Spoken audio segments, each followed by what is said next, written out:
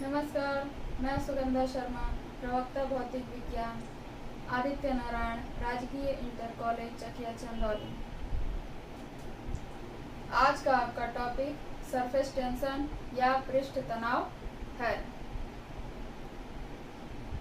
इस टॉपिक में आप क्या क्या पढ़ेंगे, पहले उसके बारे में हम जान लेते हैं।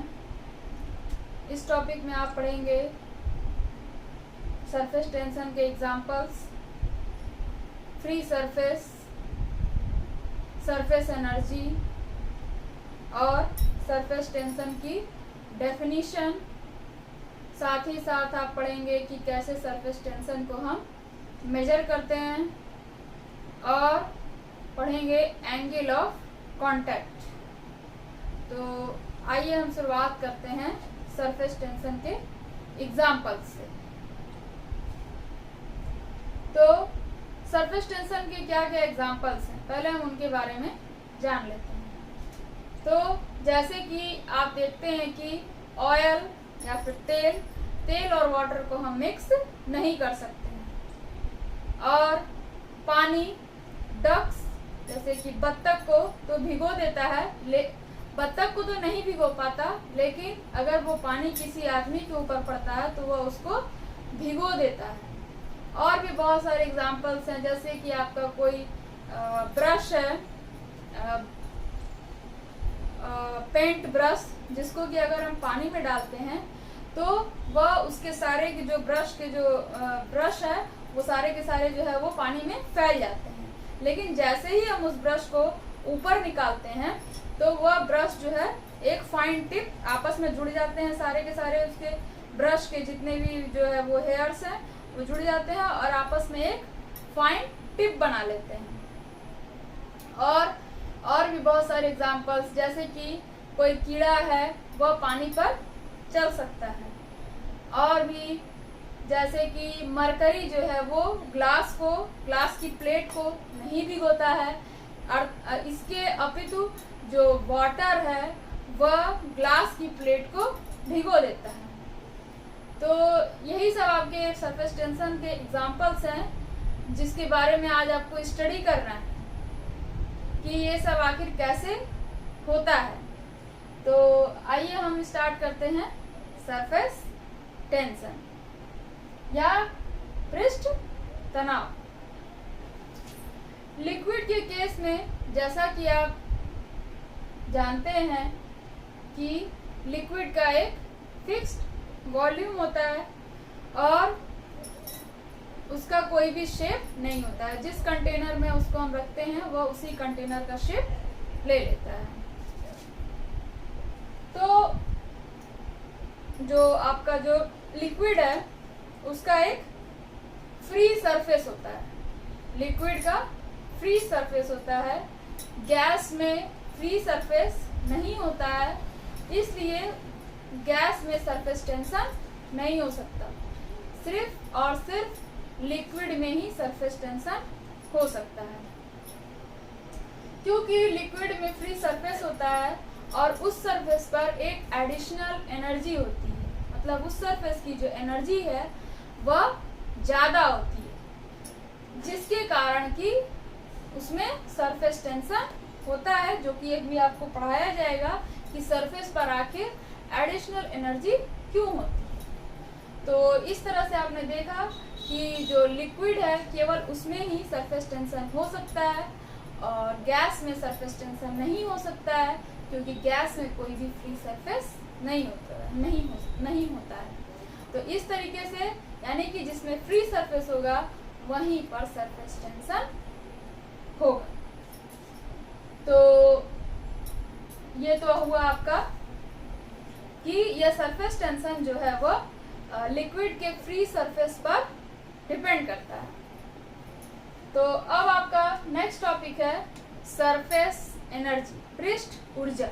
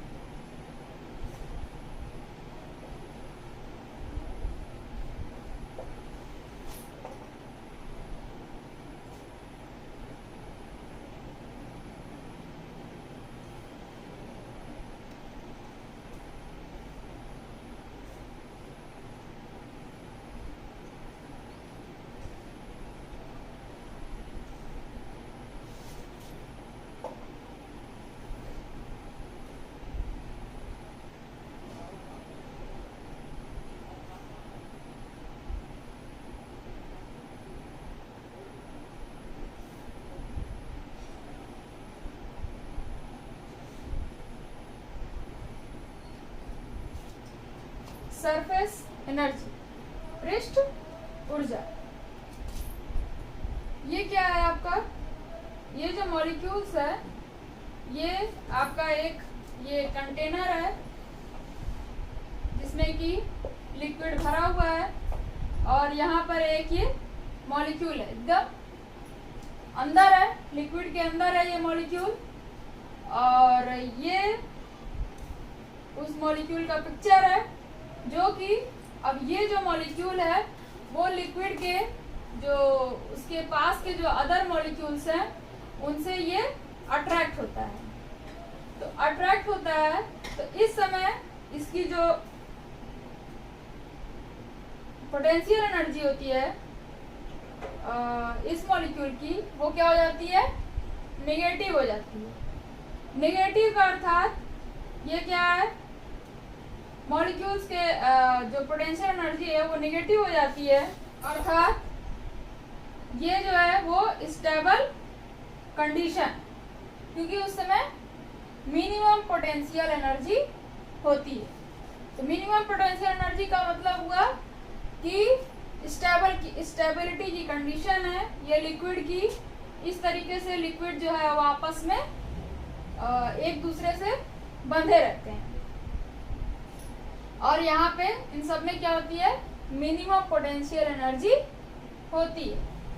और जब हम सरफेस की बात करते हैं, जैसे कि ये आपका क्या है, फ्री सरफेस है लिक्विड का। अब ये क्या है, यहाँ पर जो मॉलिक्यूल्स हैं, तो अब ये जो मॉलिक्यूल्स हैं वो लिक्विड के मॉलिक्यूल से अट्रैक्ट होंगे, लेकिन अब क्योंकि ये सब तरफ से ये अट्रैक्ट नहीं हो पाते हैं लिक्विड के मॉलिक्यूल से, तो इस समय इनकी जो पोटेंशियल एनर्जी होती है वो थोड़ी कम निगेटिव होती है। जैसे कि अगर हम मान लेते हैं कि यहाँ पर पोटेंशियल एनर्जी -x है, तो यहाँ पर पोटेंशियल एनर्जी क्या हो जाएगी, -x/2 हो जाएगी। यानी कि यहाँ पर जो है पोटेंशियल एनर्जी वो कुछ अधिक होती है, मिनिमम पोटेंशियल एनर्जी नहीं रहती है, यानी कि फ्री सरफेस पर जो पोटेंशियल एनर्जी है वो ज़्यादा होती है। तो ज़्यादा होती है तो इस तरीके से फ्री सरफेस पर जो आपकी जो एनर्जी है वह सरफेस एनर्जी वह ज़्यादा होती है। और इस तरीके से यहाँ के जितने भी मॉलिक्यूल्स हैं फ्री सरफेस के, वो सब क्या होते हैं, हायर स्टेट्स में होते हैं। हायर स्टेट्स में फ्री सरफेस के सारे मॉलिक्यूल्स होते हैं, और जो मॉलिक्यूल्स यहाँ पर हैं इनसाइड द लिक्विड, वो उनको एनर्जी ज़्यादा देनी पड़ती है, उनको एनर्जी ज़्यादा देनी पड़ती है इस लिक्विड से बाहर निकलने के लिए, इन कंपैरिजन टू वो मॉलिक्यूल जो कि सरफेस पर होते हैं, जो कि ऑलरेडी हायर एनर्जी स्टेट में होते हैं, उनको कम एनर्जी देनी पड़ती है इस लिक्विड जो इनका लिक्विड में जो ये बंधे हुए हैं उससे बाहर निकलने के लिए। यहाँ पर जो फ्री सरफेस पर जो मॉलिक्यूल्स हैं उनको एनर्जी थोड़ी कम देनी पड़ती है। तो इस तरीके से आपको ये बताया गया कि फ्री सरफेस पर कैसे जो है वो एनर्जी ज़्यादा होती है। तो इस तरीके से ये आपका सरफेस एनर्जी हुआ, जो कि जिसे हम कहते हैं कि पृष्ठ ऊर्जा। तो जो आपका फ्री सरफेस पर जो एनर्जी ज़्यादा होती है, सरफेस एनर्जी ज़्यादा है, तो वह क्या होता है, जो लिक्विड के जो मॉलिक्यूल्स हैं वह सरफेस एनर्जी चूंकि पृष्ठ पर ज़्यादा है, तो जो लिक्विड के मॉलिक्यूल्स हैं वह उस एनर्जी को कम करने का प्रयास करते हैं। तो एनर्जी कब कम होगा, क्योंकि वॉल्यूम फिक्स है, तो एनर्जी कब मिनिमम होगा, सरफेस पर।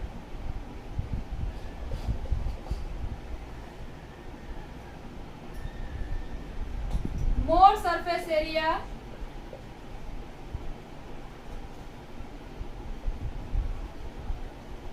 requires more energy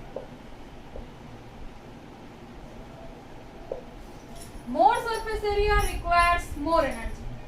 ये कैसे, इसका क्या मतलब है कि अगर सरफेस एनर्जी को हम बढ़ाते हैं तो सरफेस एरिया भी बढ़ेगा। तो more surface area requires more energy, यानी कि जब आप साबुन का बुलबुला देखे होंगे कि जब हम उसमें फूंक मारते हैं, तो जब हम ज़्यादा फूंक मारते हैं तो हमें ज़्यादा बड़ा साबुन का बुलबुला का जो गोला है वो प्राप्त होता है। तो हमने उसमें एनर्जी ज़्यादा दी तो उसका सरफेस एरिया क्या हो गया, बढ़ गया। लेकिन क्योंकि यहाँ पर ऑलरेडी सरफेस पर एनर्जी ज़्यादा होती है और किसी भी सिस्टम की ये एक कंडीशन होती है कि वह अपने स्टेबल स्टेट में रहे। तो स्टेबल स्टेट में कोई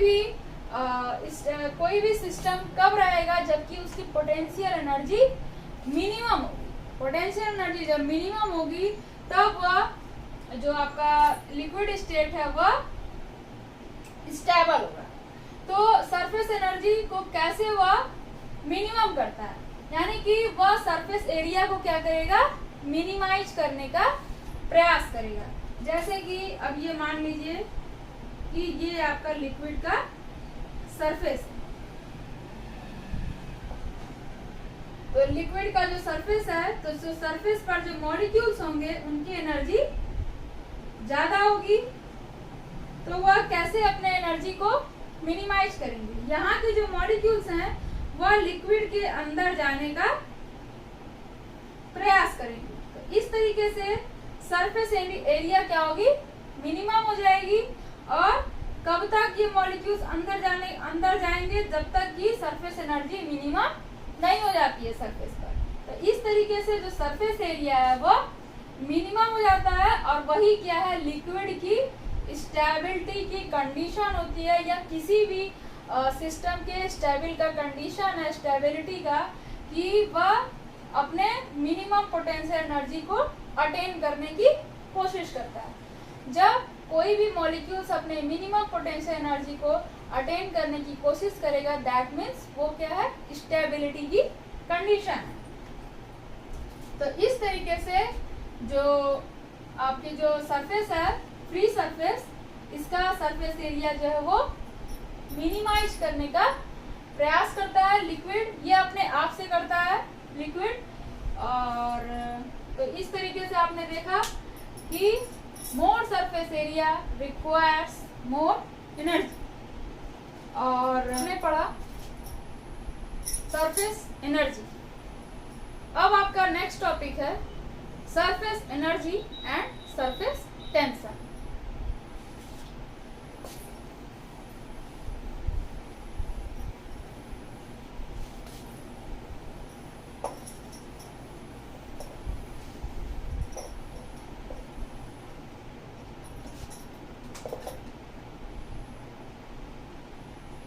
पृष्ठ ऊर्जा और पृष्ठ तनाव।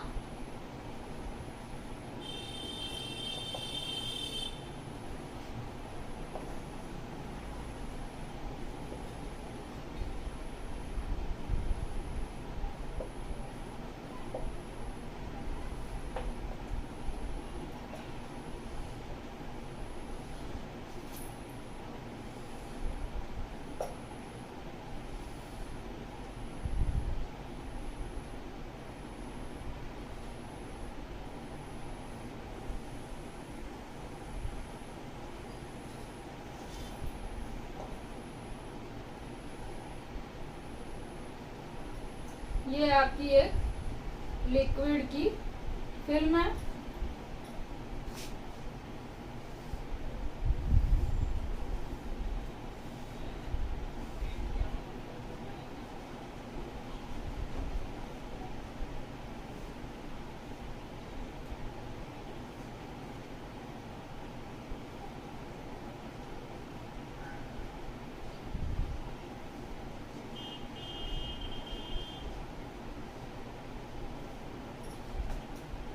Stretching a film,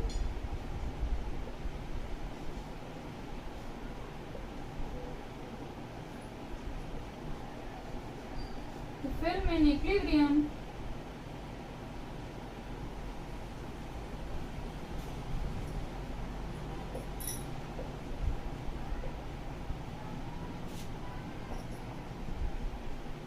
the film is stressed and extra distance। तो अब आपको पढ़ना है सरफेस एनर्जी और सरफेस टेंशन के बारे में। तो ये आपका एक पैरेलल गाइड है जिसपे कि ये लिक्विड की फिल्म लगी हुई है और इसका जो ये लेंथ है वो कितना है, L है। अब क्योंकि लिक्विड का क्योंकि सरफेस का जो एनर्जी होता है वो हाई होता है और जैसा कि आपको दिखाया गया था कि ये जो है जो लिक्विड जो सरफेस पे होते हैं वो लिक्विड्स के अदर मॉलिक्यूल्स के द्वारा अट्रैक्ट किए जाते हैं, तो उसका नेट फोर्स क्या होता है, नीचे की तरफ होता है। तो इस तरीके से ये जो आपका ये बार है इस पर जो है वो इंटरनल फोर्स F लग रहा है और ये क्योंकि ये जो A वाला आपका ये पार्ट है ये फिल्म इन इक्विलिब्रियम है, मतलब इंटरनल फोर्स और एक्सटर्नल फोर्स दोनों क्या है, बराबर है। और दूसरा क्या है, ये आपका B वाला पार्ट है, the film is stressed an extra distance. अब ये फिल्म जो है ये बार है जिसको कि हम मूव कर सकते हैं। अब इस बार को हमने एक D डिस्टेंस तक इसको स्ट्रेच किया तो फिल्म क्या हुई, स्ट्रेच हो गई। फिल्म का जो सरफेस एरिया हो गया वो बढ़ गया, तो फिल्म की जो सरफेस एनर्जी है वो भी बढ़ गई, क्योंकि आप जानते हैं कि increasing surface area requires more energy. तो अब कितना ये एरिया बढ़ा तो उसको अब हम निकालेंगे। तो the work done by the applied force, ये आपका अप्लाइड फोर्स है, तो हम यहाँ लिखते हैं the work done by the applied force is कितना हुआ, F इंटू D। अब ये जो इंटरनल फोर्स के जो विरुद्ध किया गया कार्य है, मतलब आंतरिक बल के विरुद्ध जो किया गया कार्य है वो इस फिल्म में एडिशनल एनर्जी के रूप में स्टोर हो जाता है। इस फिल्म में एडिशनल एनर्जी के रूप में स्टोर हो जाता है और अब हम उस एक्स्ट्रा एनर्जी को निकालेंगे। तो वो एक्स्ट्रा एनर्जी है आपका जैसे कि ये आपका है, ये D है और ये L है, तो अगर हम ये मानते हैं S be the surface energy per unit area of the film। अगर फिल्म का surface energy per unit area कितना है, S है, तो अगर हम उसमें उस एक्स्ट्रा एरिया को मल्टीप्लाई कर देंगे तो हमें क्या प्राप्त हो जाएगा, एक्स्ट्रा सरफेस एनर्जी प्राप्त हो जाएगा, जो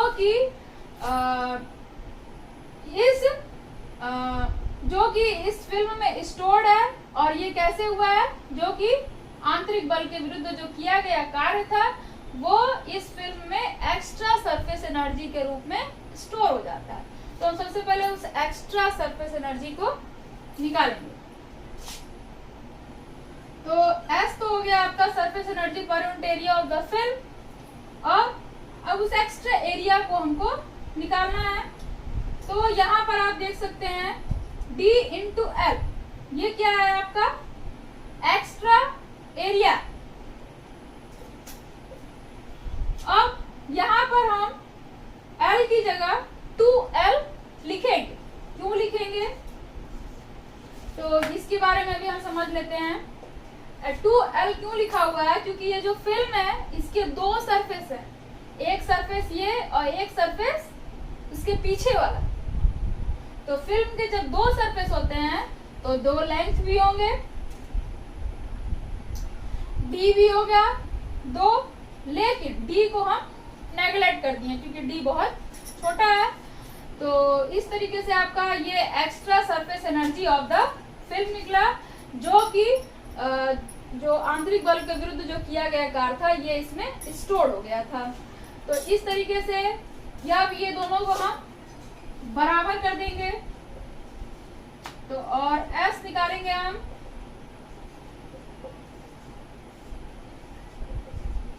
और ये कितना आ जाएगा,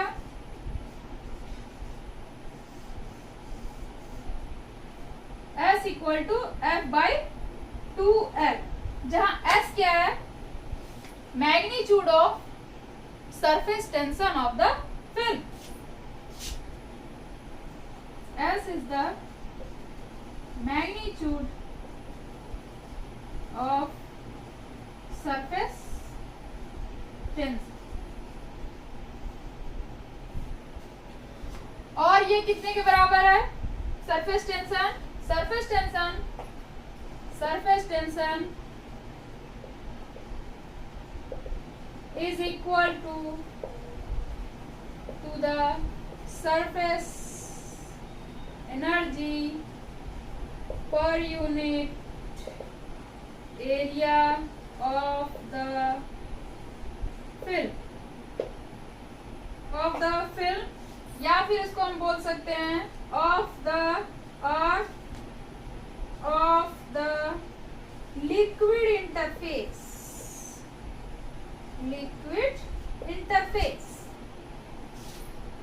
या फिर इसको बोल सकते हैं force per unit length,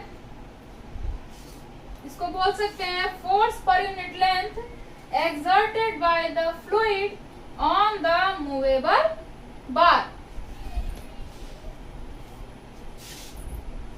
or surface tension of the liquid is equal to the force per unit length exerted by the fluid on the movable bar। तो इस तरीके से आपको सरफेस टेंशन की दो डेफिनेशन प्राप्त हुई। तो सरफेस टेंशन की पहली डेफिनेशन थी is equal to the surface energy per unit area of the liquid interface. Interface का क्या मतलब है, लिक्विड इंटरफेस, जैसे कि मान लीजिए कि यहाँ पर दो टाइप्स के अगर लिक्विड्स होते तो उनके बीच का जो उनके बीच को जो डिवाइड करता है जो लाइन, वही क्या होती है, इंटरफेस होती है। तो इस तरीके से यहाँ पर आपका लिक्विड इंटरफेस है और इसी को हमने बोला है यहाँ पर इंटरफेस। और surface tension of the liquid is equal to the force per unit length exerted by the fluid on the movable bar। ठीक है, तो इस तरीके से आपका ये सरफेस टेंशन क्या होता है इसके बारे में आपको बताया गया। अब इसके यूनिट के बारे में हम जान लेते हैं। यूनिट हो जाएगा आपका newton unit, SI unit newton per metre हो जाएगा, या फिर हम क्या बोल सकते थे, surface energy per unit area, यानी कि joule per metre square, surface energy per unit area.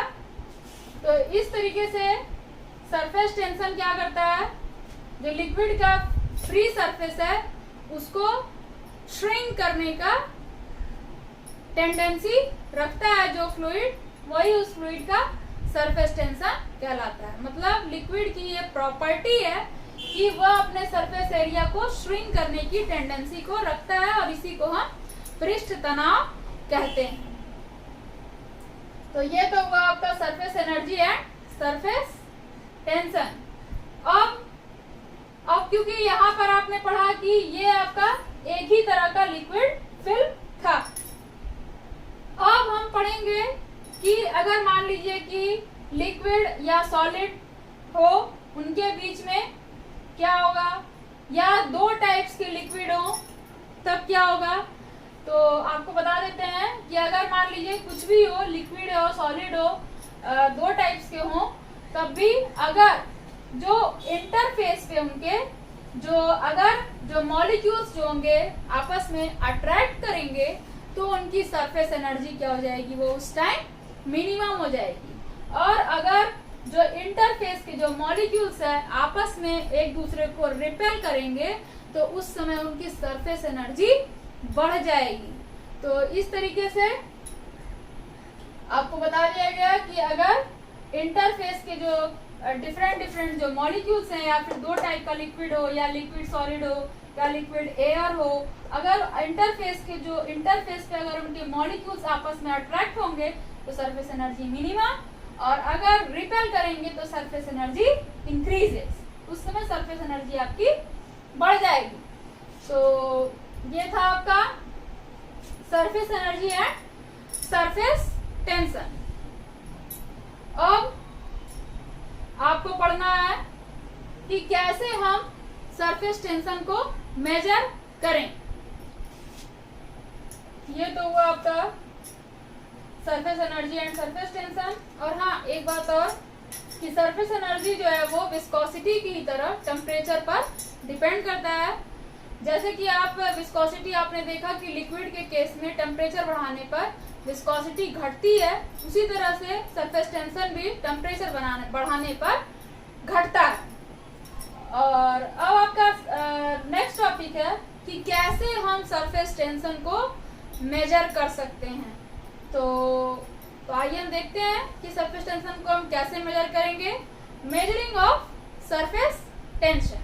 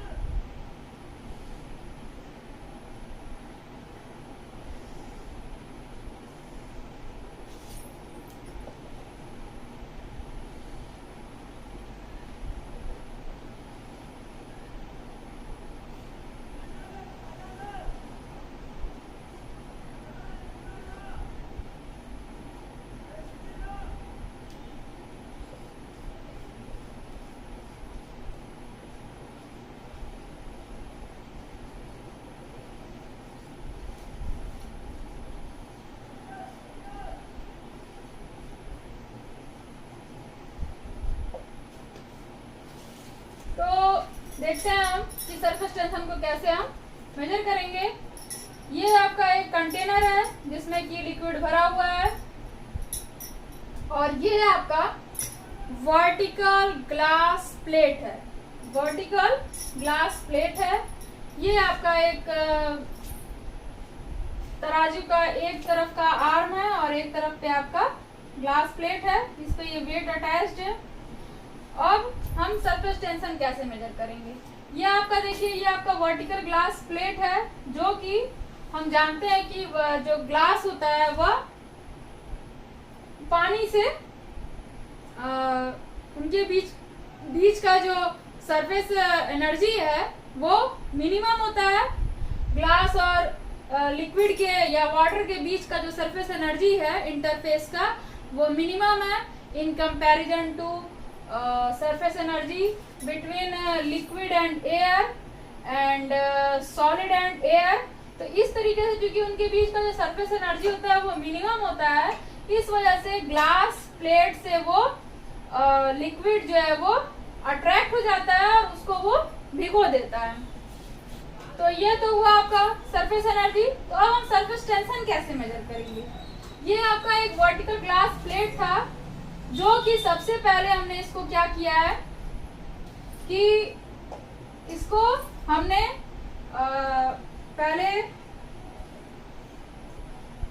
ये आपका एक तराजू है और ये आपका ये वेट है, कुछ वेट होगा डब्ल्यू डैश मान लेते हैं, ताकि ये जो है ये आपस में इक्वालिटी हो जाए, इनके बीच का जो वेट है जो इक्वालिटी हो जाए। अब जब ये इक्वालिटी हो जाता है डब्ल्यू डैश पे, तब हम इस तराजू को इस लिक्विड पर रखते हैं। तो अब क्या होगा, जैसे ही जो है ये जो वर्टिकल ग्लास प्लेट था, जब ये इस वाटर से डिप करता है,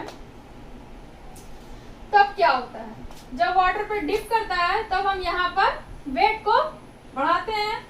तो लिक्विड जो है वो जो वाटर जो है वो ग्लास प्लेट को अपने तरफ खींचने का प्रयास करती है, और ये जो ग्लास प्लेट है वो वाटर को अपने तरफ खींचने का प्रयास करता है।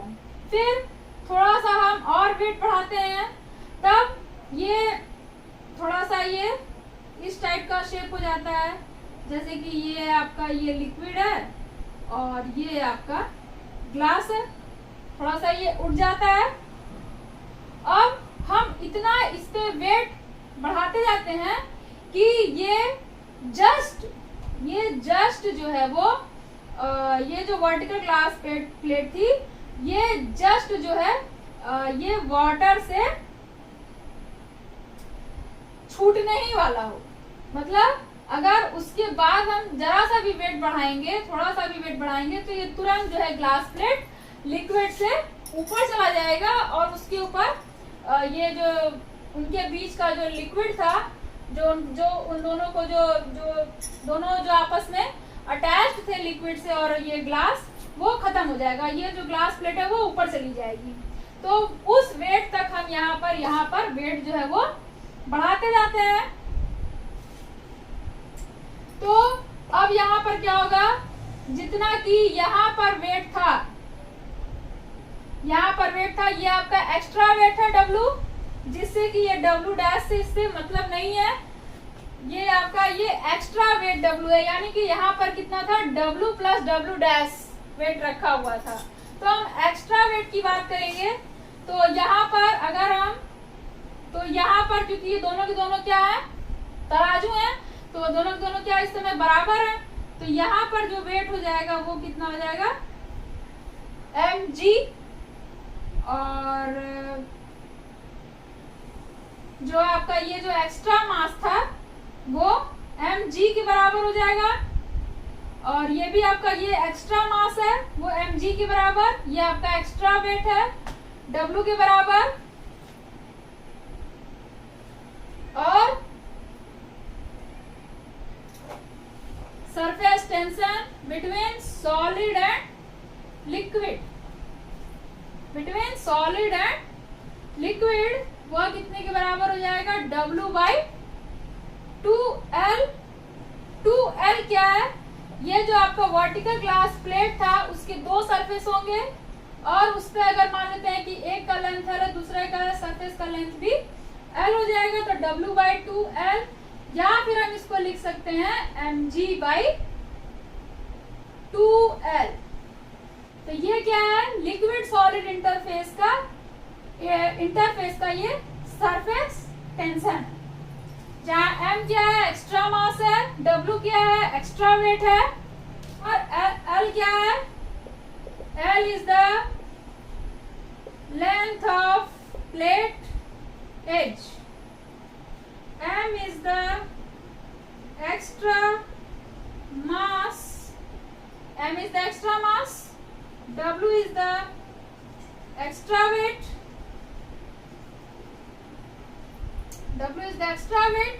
तो इस तरीके से हम सरफेस टेंशन को मेजर